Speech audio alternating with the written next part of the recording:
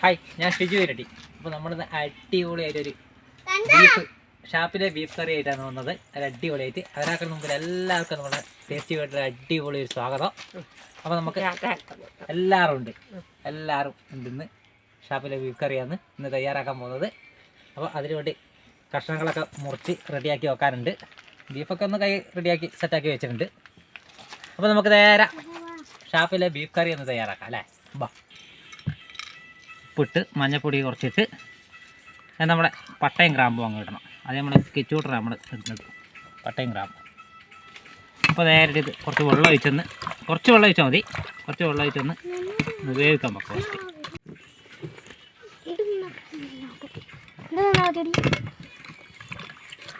ഇനി നമുക്കെന്നെ ഇത് വേവിക്കാൻ വെക്കാം. അടിപൊളിയായിട്ട് വെന്ത് വന്ന് ഇപ്പോൾ ഇനി അടുത്ത പരിപാടി നോക്കാം. മസാലയുടെ പരിപാടികൾ അല്ല, സവാള വാട്ടിയെടുത്ത് എല്ലാം നമുക്ക് നോക്കാം. ഇപ്പോൾ നമ്മുടെ എണ്ണ നന്നായിട്ടൊന്ന് ചൂടായി വന്ന് ഇനി കടുക് അങ്ങിടാം.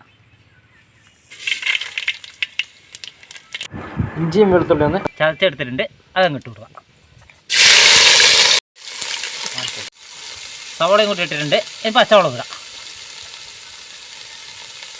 നന്നായിട്ടൊന്ന് വാട്ടിയെടുക്കാം. കുറച്ച് ഉപ്പങ്ങിടാം, കുറച്ച് മഞ്ഞപ്പൊടി ഇട്ട് കൊടുക്കാം. കറിവേപ്പില അങ്ങ് ഇടാം നമുക്ക്.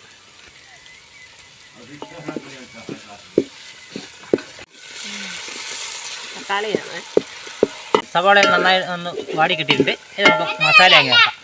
മുളക് പൊടി കുറച്ചങ്ങ് ചേർക്കാം. മല്ലിപ്പൊടി അങ്ങ് ചേർക്കാം. മല്ലിപ്പൊടി കുറച്ച് മതി.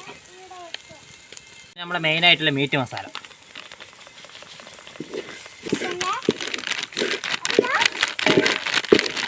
നമുക്ക് കുറച്ച് ഗരം മസാല ചേർക്കാം.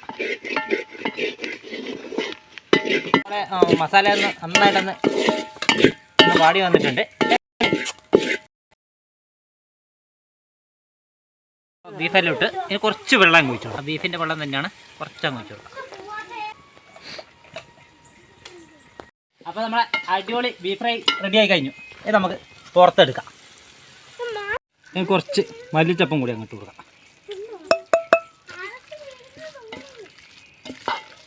അപ്പോൾ ലാസ്റ്റ് കേട്ടോ ചെറുനാരങ്ങയും കൂടി അങ്ങ് പിഴിഞ്ഞ് കൊടുക്കാം. കിച്ചാമ്പിക്കും അമ്മൂസിനും വേണ്ടിയിട്ട് കപ്പ റെഡിയാക്കി വെച്ചിട്ടുണ്ട്. അതിൻ്റെ നമ്മളെ ബീഫ് ഫ്രൈയും കൂടി ഇട്ട് കൊടുക്കാം.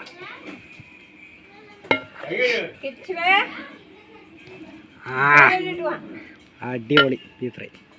അതിന് സവാളയും കൂടി അങ്ങ് ഇടുക.